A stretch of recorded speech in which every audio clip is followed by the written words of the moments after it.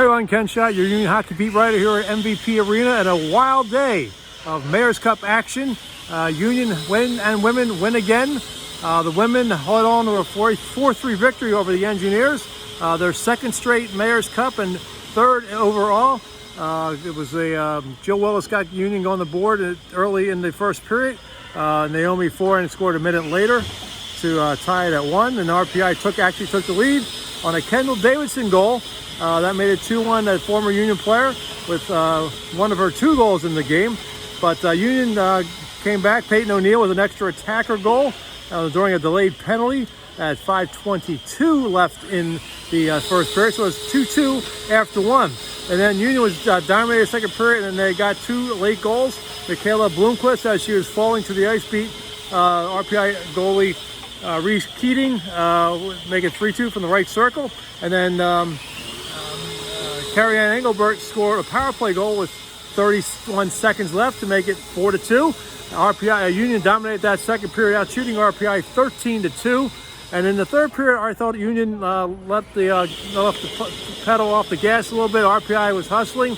They got an extra technical goal from Davidson with 2:06 left. They pulled the goaltender again, had a couple chances, but Union was able to hold it on and win their second Mayor's Cup in a row, a 4-3 victory in the game. Monia Wagner made 22 saves in her final game before heading to the Winter Olympics in Italy to play for Team Switzerland. The men's game, woo-hoo, unbelievable. RPI was a couple minutes away from winning the game. Tyler Wallace scored an empty net goal a few seconds after Cameron Corpy was pulled for an extra attacker. That goal came with 2:54 left, and RPI seemingly in control at 4-2. In fact, RPI played a great first period and took a 1-0 lead on a Rulers power play goal at 6:21. Union just didn't have any life in that first period, but they came out with more life in the second period. Carter Rose tied it 3:34 into the period, and Union looked like it was going to be a 1-1 tie, but Rose turned the puck over in the Union right wing corner. Dover Tinling got it and scored to make it 2-1. Lucas Lemieux made it 3-1 a minute 43 into the third period. Colby MacArthur got one back for Union with 7:44 left, and of course then one goal lead.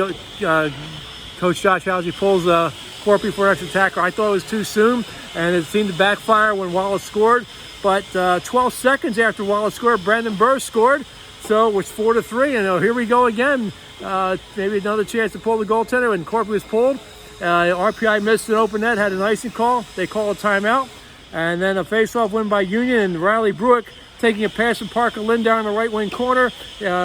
Bruick was at the front of the net, and he put the puck in to tie it at 4 with 1:25 left. And for the second consecutive year, we head to overtime. And in overtime, Lucas Buzziol takes a shot from the slot. It stopped. The puck's in the air, and Brandon Burr, with his best baseball swing, he tapped it twice, and he got the second one into the net.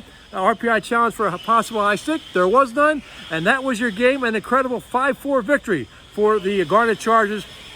Their 5th Mayor's Cup in a row, and their 10th overall in the 13 games that have been played in this building for the Mayor's Cup. So an incredible game. I'll have interviews up. My story for the women's game is up online. Excuse me. Sorry about that.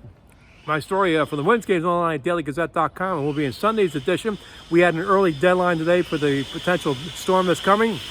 So my men's story will be online at dailygazette.com soon, and I'll have a column, Final Horn column in Monday's print edition, as well as online at dailygazette.com. So just an incredible night here at MVP Arena. Union, second straight year, both the men and women take home the Mayor's Cup. So that'll wrap things up from MVP Arena. I'm Ken Schott saying good night, good hockey.